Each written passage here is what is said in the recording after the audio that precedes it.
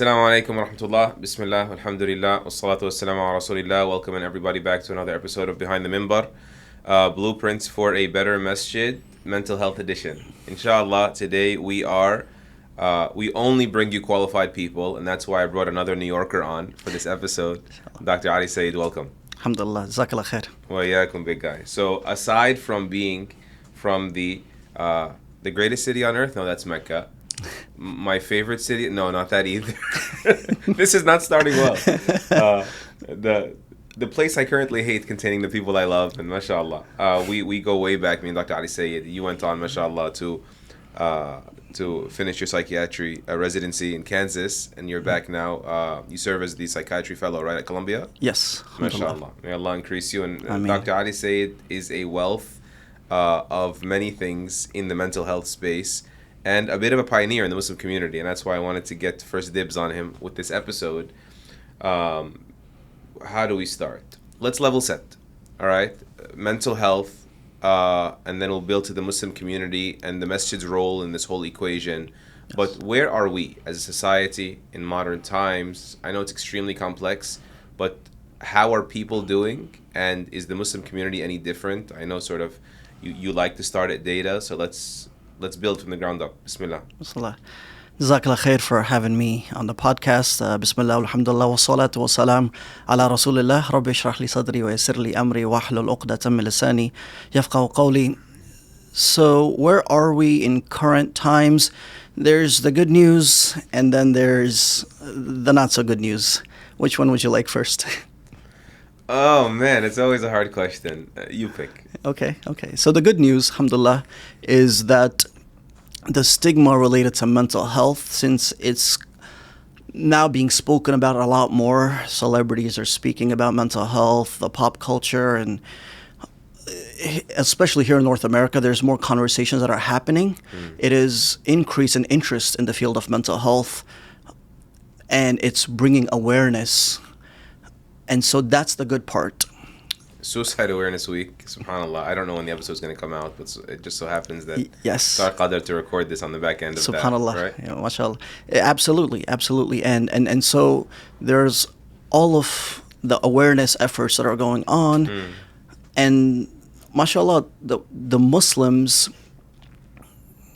are in a better place today than we were maybe 20 years ago in terms of kind of coming to terms with some of these things, but I believe it appears that our reaction to mental health issues in our communities have been reactive instead of proactive. We're playing catch up, and so how bad is it? Can I ask that?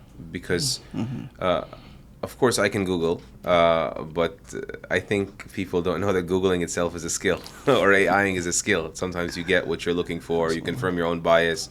But how biased are these numbers in your assessment, since you've studied this on a deeper level?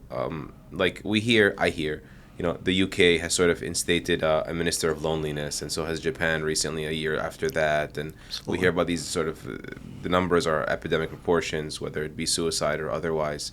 So what is the pulse of like modern societies these days?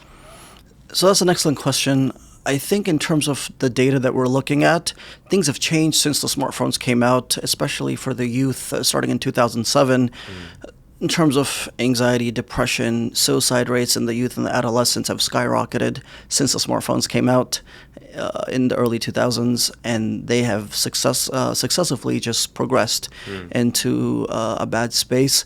In terms of the data for Muslims, it's limited, but the APA has reported that the Muslim communities, immigrants as well as U.S.-born, are being afflicted with various mental health issues based on the data they've collected over the years. And the way I see it, if the statistics for mental health is 1 in 4 individual adults have a diagnosable mental illness, and we are a part of the American society, and so our community, as much as we think that this is not us and everyone else, we are a microcosm of the larger society that we're a part of.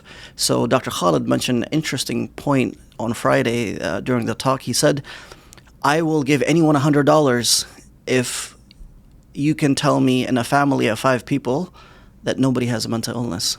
I was waiting for someone to take him up on it.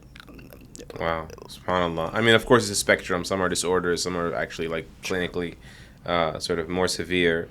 Yaqeen, subhanAllah, also had the Imam report. We were speaking about it. We didn't get a chance to discuss it at length before the episode. And what did that sort of reveal as well? Many people may not know. I'll try to include it in the description of the video for people that want to probe it further. But if you can sort of summarize it for us, because we're transitioning to masajid, right? How can masajid be an asset in pushing back or at least mitigating some of this mounting pain point of our communities? No, absolutely. So the APA report suggests that Muslims are much more likely to seek out mental health care and counseling with the clergy, with the imams in the masajid, as opposed to seeking out professional mental health or counseling than other faith traditions. And so that's one piece of things. Most masajid advertise counseling as one of their core services. Okay. The report from Yaqeen sheds a lot of light on, in terms of when it comes to counseling, what is the training of imams, formal training in mental health counseling.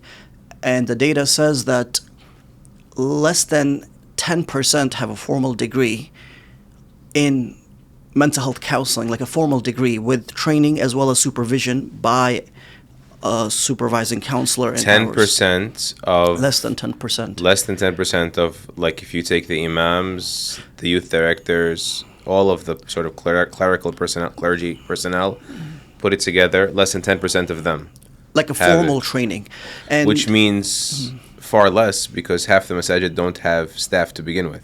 Well, that's another discussion. Okay, no, but keep going though. I'm just trying to contextualize numbers. Absolutely. And so to less than 10% have formal training and education and experience in the field of mental health. The other 90%, there is along the lines of no training, reading some books, and then attending some seminars, and then having some formal classes. But it's essentially, the idea is that you have the theory of attending seminars, classes, and reading books, but can someone practice, counseling and therapy just by the theoretical knowledge? In all of mental health professions, psychiatry, psychology, therapy, counseling, we have the didactic portions, but we are required to have a certain amount of hours of supervision where we get feedback from a supervising therapist, and we go back and forth, and it's like an apprenticeship, and we do that for years until they're able to say, yes, now you can practice independently. So you're saying people already look to the masajid as a place of trust when they are going through these social or emotional stressors or periods in their life, but the resource is not there, or maybe even the awareness that we need to build capacity or resources not there.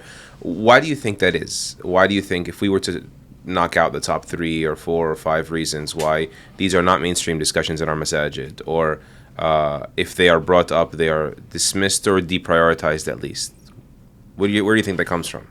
SubhanAllah, that's a hard question. It's a heavy question. It's a hard question to answer exactly.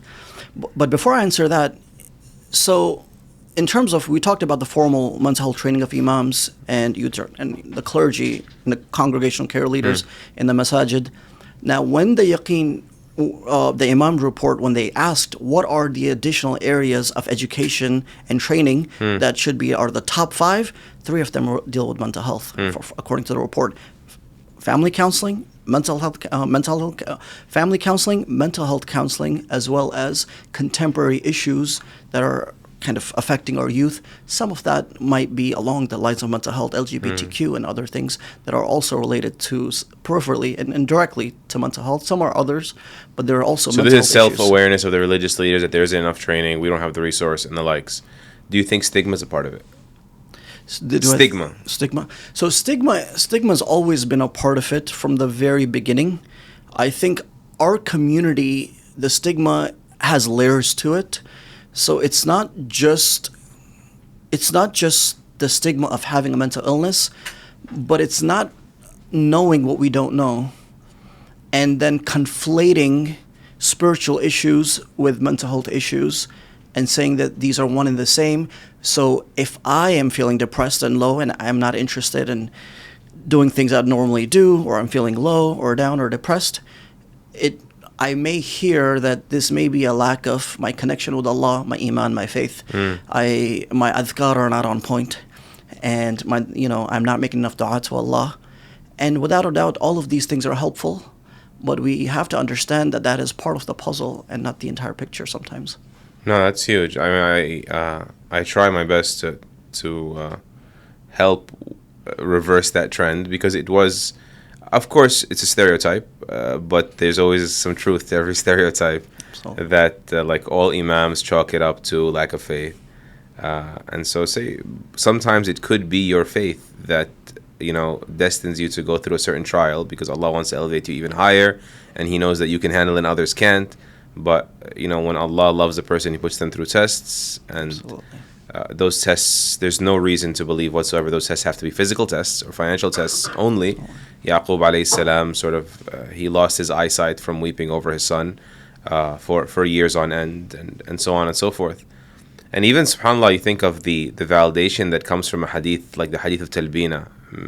It's the Prophet sallallahu alayhi wasallam said in the hadith of Aisha radiallahu anha, alaykum bit talbina, sort of like, I prescribe for you, I'm recommending for you talbina. Talbina is like boiled oats. It's serotonin. It's right, polysaccharides, right? Sugar, but hopefully healthier ones, right? So you just boil some oats or throw some honey on it, or barley or wheat. Or the scholars have like different explanations. Probably it meant different things to different towns. Everyone's got their neighborhood recipe, right? But basically, talbina is this porridge of sorts, this oatmeal of sorts. He said, فَإِنَّهَا تُجِمُّ الْفُؤَادَ وَتَذْهَبُ بِبَعْضِ الْحُزْنِ, that it pulls the heart together. He literally said, pulls the heart together and does away with some of the sadness. So this is even like a dietary issue. And, when I think of even the mental health of even the imams, like, of course, it doesn't mean that if you're an imam, you're automatically sort of more religious. No, it doesn't mean that. No way. But relatively, in aggregate, you should expect that those sort of closer to the revelation are more built to have resolve, spiritual and psychological resolve and resilience and the likes. But even the imams, they're not able to escape modern life and the dietary sort of imbalances of modern life and the processed foods of modern life. And it's not just about like, weak faith or the godless era or like the philosophies, which is a huge part of it. It's the machinery of like the postmodern world. It's sort of the unhealthy way we live modern life. And so the issue of it could be a sign of your faith. I think that's really helpful. I think also to let people know, guys, just holistic living. Just, prevention is better than the cure. And even like, what do we eat? You are what you eat. You eat garbage, your brain is going to become mush. I mean, there's this whole field now of nutritional psychiatry, an entire field, which is a newer field, where we're talking about what we consume affects our mental health, what we consume. And as Muslims, we also know what we consume also affects our spirituality, our iman and our deen in different ways. We're not going to feel the same way if we eat pizza versus, something like a salad, for instance. Or if you fill your stomach as opposed to eating for energy, yeah? So subhanAllah, we see that sometimes it may be due to a spiritual issue. Sometimes it may be due to a nutritional issue. Sometimes it may be due to a physical issue. When the migration happened, a lot of the companions, subhanAllah, may Allah be pleased with them all, a lot of them were anxious and sad because they were homesick. And the climate, so physically the climate in Medina was different than the climate in Mecca, for instance. It's a physical change. They weren't used to it. It was an adjustment issue. And they felt that. And the Prophet ﷺ, he recognized that. And many of the companions, all of them, they felt these things. So physical, considerations, emotional considerations, attachment to their hometown and all of these things, spiritual nutritional, all of these things, it has to come together with the mind, body, and spirit.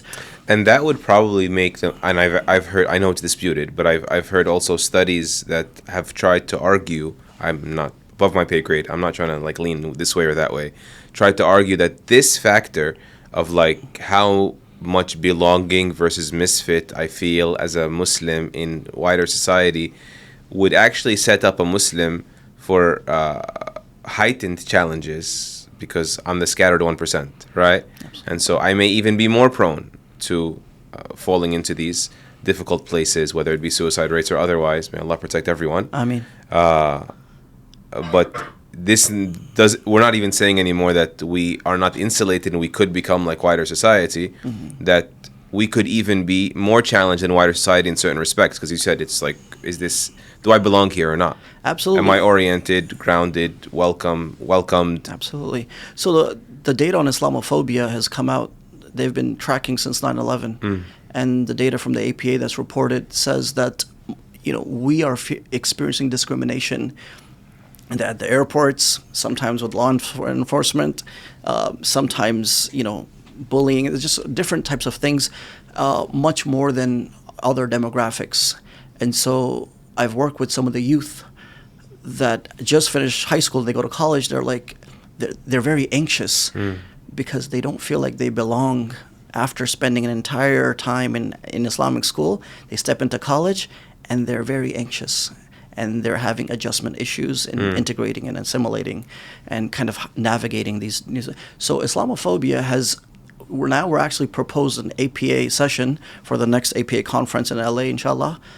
Inshallah gets accepted, saying that Islamophobia is a structural determinant of mental health and a social determinant of mental health for Muslims. If we perceive that we don't belong, and if we feel this way, and if we're made to feel this way, it will affect our moods, our mental health, anxiety, depression, all of these things. We're at a higher risk than others.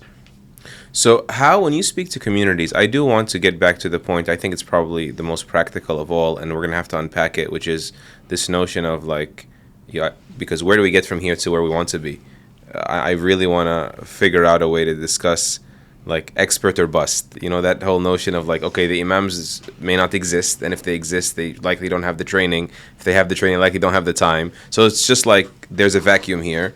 At the same time, we're not going to hire 5 psychiatrists for every masjid right now, at least not in the next 24 to 48 hours or years. So I do want to talk about triaging and bridging the gap. Well put. Jazakallah khairan.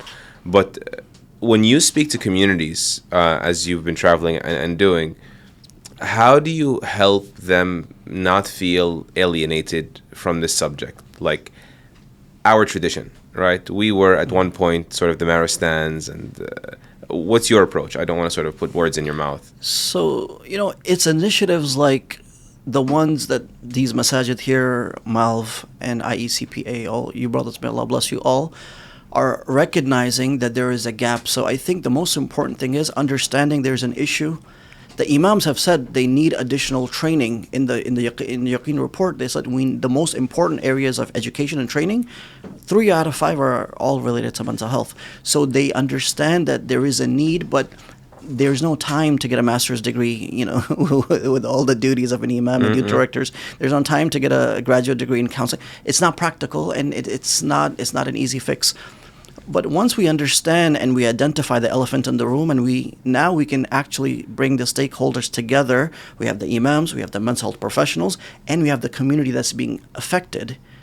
And we make a safe space for all of us to come to a table and say, how do we all work together to bridge the gap? So I'm part of a national Muslim mental health group where they say, in Virginia, we have once monthly case collaborations with the masajid. And mental health professionals will speak, just actively collaborate, like a collaborative care model with the masjid and the imam, and talk about specific cases and do case consultations and say that, okay, this is, an emergent issue, urgent issue, or something that can be handled in this type of way. These are our recommendations. But so these are basically serving in a consulting capacity? Yes, consulting capacity. Okay. All right, that's a great... something structured. That'll help normalize, streamline a little bit of this. And because there's been friction between, and there shouldn't be, as Muslims, we know that mental health and psychiatry came from Iqra, right? Iqra wa rabbuka al-akram, alladhi allama bil qalam. It's all from Allah. Whether it's psychiatry, whether it's, the sacred knowledge, it's all from Allah. And so this disconnect, and there are reasons for it. There are valid reasons for it. There's another side to this story as well. However, if we can come together to collaborate, the mental health professional need the imams just as much, if not more, than the imams may need some of that professional insight. So from the perspective of how can the imams help the mental health professionals, we have, when the Muslim patients come in therapy and other things, some of them, they say, my deen is important to me. I want a therapy approach that is sensitive to my tradition. And we, as therapists and mental health professionals, are trained in secular psychology. Psyche means soul, the Latin word. They sucked the soul out of it, and now we're left with secular psychology. But originally, it's a study of the soul. All the scholars of the past, Ibn al-Razi, al-Balkhi, Shaykh Imam Ghazali, Ibn Qayyim, all of them, when they wrote their books, all of them talked about the soul, because that is what psychology is all about.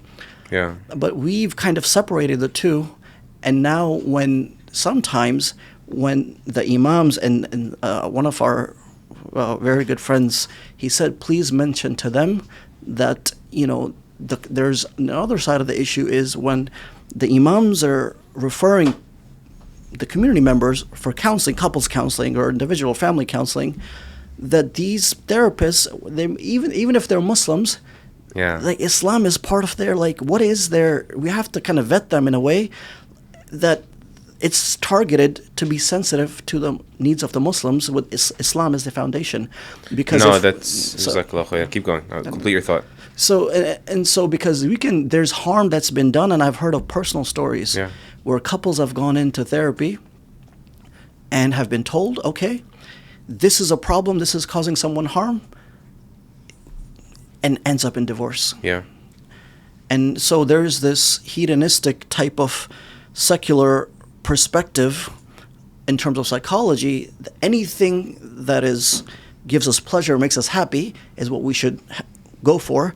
Anything that gives us grief, hopeless, anything that makes us angry, sad, stressed out, there's a whole movement of no contact of parents. Don't contact parents. And so as Muslims, you owe yourself better. Don't speak to your parents. Yes. Like your parents cause you harm, cut them off completely. And if someone causes you harm, cut them off. And so because it's not rooted in the Islamic paradigm, and of course, if parents or siblings or people are a source of trauma and stress, yes, that's concerning. But in the Islamic paradigm, there are ways of kind of balancing. For sure. And so there's Dr. Aisha Utz, just the last thought, please. She said the secular therapy, you have the junk food, and then you have wholesome food. And I'm not, I don't want to get in trouble with the mental health professionals, but any type of therapy that's devoid, for Muslims, that's devoid of Islam as the foundation, will be a Band-Aid, and it's not wholesome. It is junk therapy. No, that's exactly what I was going to interject with, that this is not sort of a lack of appreciation or intent to slight or act like sort of the religious sciences are intended. They're intended to guide everything, but they're not intended to inform. Allah taught us the importance of learning also. Absolutely. Importance of the empirical data and sort of experience and gathering. All of that is grounded in our deen, and that's why the renaissances, the health renaissances, happen in the Muslim world when they paid attention to Islam more so than when they accepted Islam as some sort of obscure cultural identity. But back to what the interjection was going to be is that after the disclaimer, we're not trying to disparage. At the same time, we have to accept that there are certain givens in mainstream mental health that could be of what adds to the stigma. This is some sort of kafir worldview. And there's some truth to this. Let's just accept it. There is a rejection of God premise that underlies a lot of these notions. Premises of you are the master of your own destiny. Well, first of all, that's wrong. You don't own yourself or your destiny. Absolutely. Second of all, it's harmful, because if you actually believe that, that also means the failures was entirely my failure, because my destiny is in my hands. Absolutely. And that's like self-abuse, because why would you shoulder that? Absolutely. It is liberating to know that only Allah knew that I didn't have, and therefore I'm not going to guilt myself or kill myself over something that the pens have been lifted and the pages have dried with. It has a bigger wisdom. This is not a fail in the absolute sense of the word. Absolutely. You know, a rock bottom could be a place where I build a good foundation off Absolutely. of. There's always optimism when you realize that, oh, I'm just here to do what I can with what I have. And then there's the whole moral element of this as well, that I'm not going to be cutting corners, I'm not going to be strong-arming. Band-Aid is an excellent metaphor for it. You're just sort of, you get a coping mechanism, a breathing technique, and again, I know I'm being a little bit sort of reductionist here, but still, you can't explain to me why I'm here, why is this meaningful, why I should put up with it, why I shouldn't blame myself. There's a whole lot of whys, and the why is more important than the how. So our therapy doesn't address whys. The secular therapy does not address any why. How can it? Yeah, it's materialistically grounded. And the problem with that is Viktor Frankl, one of the German psychiatrists during the times of the Holocaust, he wrote a book, and his therapy was called Logotherapy. In Search of Meaning. The book is Man's Search for Meaning. And the entire therapy is based on the premise that human beings are we seek meaning. If we cannot find meaning, it will harm us in anything. And what I love about our deen is that everything, every calamity, every issue has this cognitive reframing, and it's all with the akhirah perspective, viewpoint. So the narration, and you will have all the references, the narration that says that a believer is not harmed physically, mentally, emotionally, even a prick of a thorn, except that his sins are expiated. So we're taking a problem and we're reframing how we should think about it. When Allah loves, just as you mentioned a little while ago, when Allah loves someone, He tests them. We're talking about a test, but now if we reframe that, this is perhaps a sign of the love of Allah. It's beautiful. We have a calamity hits Allah in the Quran. There are those who say, Inna lillahi wa inna ilayhi raji'un. This is so profound. Whatever calamity we're in, it doesn't matter what it is, if we can internalize the meaning of this phrase that we do not belong in this world, whatever is going on, this is not the end all be all. This is a test. I do not belong here. I will not always stay here. I will go back to Allah. And if we can internalize this, we just reframe the whole situation, and we've zoomed out. That is the core issue, zoomed out of sort of the periphery or secondary issues. Zoomed out. Beautiful. So to bring everyone back, this is why we're talking about the interdependence of, we need the professionals to bring us in, because we're going to cause a blunder if we act sort of unilaterally. And the converse is also true. We need each other. We need each other. And if we can come together and come up with a collaborative care model where we have the mental health professionals and the imams, and we talk about, hey, just as we can help you with some consulting for mental health, when the patients come to us, I don't know, I've never trained in Islam, I have not studied in a seminary. If you could guide me with some basics so I know that what I'm telling them is Islamically sound. So consulting the experts, as the Prophet ﷺ taught us, you know best your worldly affairs, and an element of this is worldly dynamics, right? Whether it's the dynamics of modern life, the dynamics of modern dietary, whatever we're going to talk about. And so we're going to consult the experts, try to include them on the boards, make these conversations normal, right? Normalize them in our community. Okay, now they're normalized. How do we bridge the gap? Because there's the financial component, there's the bandwidth component, there's the imams themselves who may have their own mental health challenges with sort of the overwork and the overload. What do you see is the call of the hour? I think the call is, in order for any culture to change, so for Muslims, the culture, the way we think about mental health, in order for any culture change to happen or a changing of viewpoints, it's not a technical solution, it's an adaptive solution. And an adaptive framework is where we identify the problem together, the stakeholders do come together and have meetings, and then we build alliances. There are professionals, may Allah bless Dr. Khalid, there are going to be professionals in the communities that will have, Allah will put people and we bring these people together, and then let's come up with a model. What works? Okay, we're busy. Can we do this once a month? And then we do a pilot program. and then we assess and adjust and adapt along the way. And these exist in almost every community. I mean, the Muslims have a disproportionately higher presence in the health industry than their sort of population count. Or like if we're 1%, we may have 1.5% of the doctors or something like this. I only know New York City numbers. I don't know national numbers. But in addition to that, on the institutional level, can you share with us some resources, institutes out there, khair or otherwise? What exists? So I would put ourselves last. We are babies. Whatever it is. Random sample, just give us a little something. There are great initiatives being done or that are in. So there's a renaissance or re-emergence of Islamic psychology, and we see that. We have Maristan, big one is Khalil Center. They have branches in New York and Chicago and San Francisco and Canada and other places. We have the Maristan, based with Dr. Rania Awad, based out of San Francisco.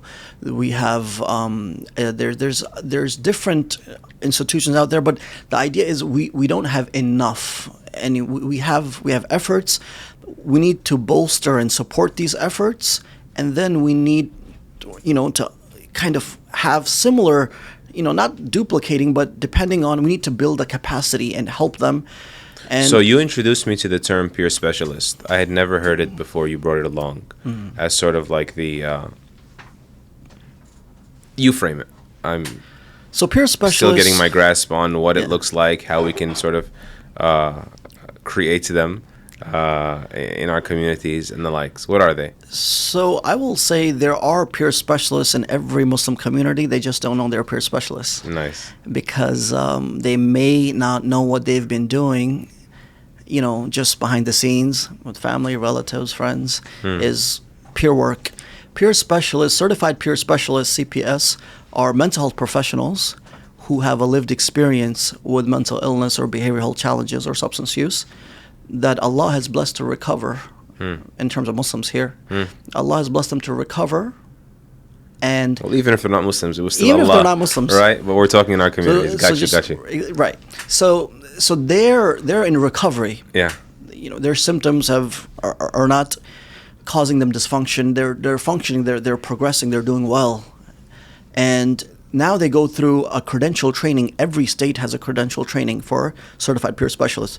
So this is a all thing. 50 states. This is All like, 50 states. Nice. Okay. And the credentialing body gives a training. It could be, there are different terms of time commitment for different trainings. But you go through a systematic training at the end of which you take an exam. And then you do your hours in supervision, and then you become a certified peer specialist. The idea is that we use, excuse me, we use our own lived experience. We use our own lived experience, not as a doctor to patient, as a therapist, to a client. Like, this is what, it's more of like, I'm a peer. I've been, you're going through something and I've been through something. And, this is what helped me overcome my obstacles. Let's figure out what are the obstacles that are holding you back from living the best version of yourself. And let's work on them together as peers, as brothers, as sisters, Are these like, I don't want to make the wrong analogy, are these like support groups that meet regularly? Are these like one-to-one buddy groups? Or are these like ambassadors with the MHPs, the mental health professionals? Or how does... All of the above, all of them. So peer works... So you have individual certified peer specialists that work one-on-one with people. You have family peers that are families of those that had loved ones that they cared for that went through these things, and they've gained experience over the years helping care for their loved ones who have experienced mental health challenges, and they've had a lot of experience on how to deal with some of those things. So families, they're family peers. So there's different levels of peers. This is awesome, man. Keep going. Yep. And so the idea is that we use, and by the way, they work in hospitals, clinics, and they work in inpatient units. They work in outpatient. And these are jobs. They're mental professionals, and their expertise is their life experience. So now we're starting to have this talk in medicine that experiential expertise, as in our life experience, as a form of knowledge. And I agree with it, people, our mothers and our father, like our parents, like they have certain types of experiences over the years that is a form of knowledge. Of course. And they should be able to share that. No, and this is validating and grounded, like validated Islamically, that when the Prophet ﷺ says the believer is not bit from the same snake hole twice, and that can also be extended to you shouldn't be bit from the same snake hole that your brother got bit from, like learning from each other. And even we find sort of further substantiation for that in Musa alayhi salam telling the Prophet ﷺ, no, I've experienced the people, ask Allah for a reduction in the prayers, they're not going to be able to handle it. And so on the flip side, simply to have someone that I've walked in your shoes, I've been through this, I'm a survivor as well. Like you will get through it. I remember I've known the term PTSD as a layman would. I mean, post-traumatic stress disorder, for a decade before I actually learned that there are people that were PTSD and they've sort of transitioned to a better place now. Like, oh, really? And they're like, yeah. I felt like such an idiot. They're like, Allah heals the body, the mind the same way He can heal the body. I was like, oh, wow. He's like, yeah, so we don't have the same triggers anymore. We're not sort of unnerved by the dark or whatever it was that there was their particular trigger from their trauma.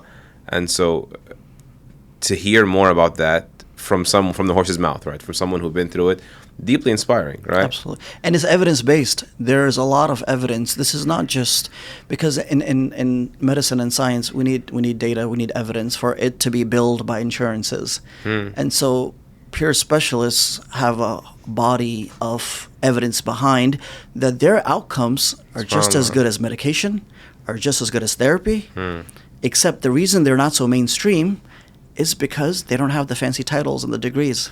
And it's maybe it's not lucrative for corporate. And you're you're this wonderful human being who could be even working pro bono, and you're not charging anyone for it. And they're not appreciated. Yeah. And the fellowship that I'm currently in, I'm so happy to be a part of the Columbia Fellowship. It's unique in the sense they hire peer specialists, not as specialists. We're 10 fellows every year in public and community psychiatry. Yeah. They hire 10 people with a lived experience, not as specialists, but as advisors to us, to fellows. It's like, listen, yes, you're a psychiatrist, you're a fellow, but I'm going to be advising you. This is exciting, man. Flipping the script. No, may Allah increase you guys. Help take it to the moon. It sounds like it's just in its formative phases now, the infancy of this peer specialization, and I hope we can sort of optimize it in our community as well, leverage it, because the need is just so much there. I mean, and we've gone to communities and they have, when we've talked about peer specialists, they've reached out through our trainings and said, how can I do this? We help them with the resources and they've gone on to become certified peer specialists. As so Muslims, I'm going to send everybody to Khair now. Check the link of the video, inshallah ta'ala. So a little bit of a greedy question. Traumatize the imams. I don't even know if I am or I am not a traumatized imam, but let's be vulnerable to lead by example and sort of model. No. Let's subject ourselves to the possibility of needing help. I'm being a little bit playful here. Yaqeen report, right? You saw the numbers. Of course, it is a limited sample. Those that were interviewed, a few hundred imams. 20% are suffering from like clinical anxiety, according to the study. A little less than that from depression. Without getting into sort of the roots of that and exploring it, there are other episodes where we speak about the imam struggles. But what would your advice be for those who clearly appear to be under great deals of stress, and also secondhand are constantly on the receiving end, are almost like first responders, maybe the vicarious secondhand element? What do you advise? How do we serve our imams a little better? I'm not an imam. I'm a religious director. But for everybody, inshallah. Bismillah. I think the important thing here is when we now have some data, hopefully it's representative of the larger sample as well. Hopefully it's representative. But when there are clinical concerns, and these are not diagnoses, but concerns to further explore. There's a concern. It may or may not be a clinical issue as a diagnosable issue. However, when imams do their best in terms of all of their supports that they have, and they still may have issues with anxiety or depression, Allah says in the Quran, and ask, the people of knowledge if you don't know. And here, the people of knowledge will, Will include. the mental health professionals. And so if they collaborate with them or they seek some sort of therapy or treatment or whatever they may need, or even just a consultation to see what's going on, because our biggest blind spot is to ourselves. And if someone else can uncover that and say like, hey, maybe perhaps if we try something, and if they have a good experience and they're able to kind of have a support that they can kind of share with in a confidential way, like someone on their side, and this decreases their level of stress and it's like a processing type of mechanism, then they can go back a little bit later to their community. And they can go back into their community, and some of them may become peer specialists. It's like, hey, I'm a peer as well. And imagine the power, the influence, if it comes from an imam. I mean, subhanAllah, we talk about breaking stigma, normalizing the conversations. We're human beings. The prophets were human beings. Yes, their faith was impeccable, but we could not remove the human experience. No, I don't have personal experience with sort of coming out to the community and saying I've struggled with this and I've done that. But just recently, I was in London and they asked me to mention just some tips on sort of keys to a successful marriage and the likes. And I threw in there somewhere, I just have no issue saying it, that I go through sort of marital training. I go through marital counseling. I sort of, you always need to refine your craft. You always need to make sure that you're not blind to something that can tear down your family and so on and so forth. So I just mentioned it in passing. I didn't even give all these justifications. And I remember seeing some people in the crowd, some of them are community leaders. He just, his hand flew up. He's like, you do what? Why would a sheikh? And I had to sort of work him through it. And I don't even think I gave him a great answer at the moment because of I was jolted by his reaction. He was not inappropriate, but it was just his shock was kind of like funny for me. And I was like, what's the big deal? Like, even the best basketball players still have to go to practice, except Allen Iverson. I know the joke. It's getting old because he's been retired for so long, but he used to get in a lot of trouble for not going to practice. But even the best, right, will still continue to practice, continue to check sort of like what my Achilles could be. And so I felt by the end of it that it's like, oh, okay, so like, we can do this, and we can admit this, and publicly. Is it okay? Yes, I wonder how everyone else heard it, if sort of a fellow leader heard it that way. I think it would be exponentially more consequential and beneficial to speak about this on the mental health level. Yes, I do. Yes, I've checked. Yes, I've recovered. Yes, I was in a sort of a foggier place, and alhamdulillah, I can attest that this was better than I thought it would be. Absolutely. And I'll tell you a funny story. When I tell my colleagues we do couples counseling, like me and my wife, we do couples counseling, you're a psychiatrist? You do couples counseling? But you know all this stuff. Yes, but no. Exactly like you said. We have our limitations and we have our blind spots. And when I did couples counseling with my wife from medical school, up until I think we were doing it for years, alhamdulillah, and the amount I was able to understand through like a neutral party, it's like, okay. It's not the filter of the ego that's interpreting everything. And right? it strengthened our relationship. Alhamdulillah, I was able to understand things that I never looked at yes, I knew the theory, but in our own life, it's hard to be objective when we're dealing with our own families. It's hard to... And even if to abstract this a little bit before I wind down, we all see Gaza as our families, right? Absolutely. And so it's hard for us even to say, no, I need a breather. Like even imams, like they feel guilty to disengage, but you're not doing anyone a favor by burning out or not recognizing that you're burning out or stopping to check, am I burning out? You're actually becoming less and less productive and you still want to just keep swinging the proverbial hammer. And so it's all right. Like we these are our family, and we do need to breathe so that we can serve them better. Absolutely. So we spoke about accepting where we stand in terms of society and the Muslim community. We spoke about how to work out some of the stigmas, ironing out the stigmas so that there's less friction in engaging this subject. We spoke about relinking this to our tradition. This is centrally Islamic. The Quran and the Sunnah and all of this speak about, seeking refuge with Allah from anxiety, from depression, from grief, from sadness, and of course our historical heritage and all of these pioneering institutes or clinics and the likes and research in psychotherapy, the importance of creating fronts for collaboration, collaborative fronts, whether within the boards or within the community discussions or between at least an imam and an individual professional, and then exploring the peer specialist world, the community ambassador world. Anything we haven't stated? I think we've covered it all. Alhamdulillah. Alhamdulillah. Alhamdulillah for that. Jazakallah khair, everybody. Look out for the resources in the description of the video. May Allah reward Dr. Ali Syed and his team from Khair, a collective, and may Allah use us to better the world around us and accept it from us and forgive us our shortcomings. Ameen. Barakallahu feekum. Assalamu alaikum.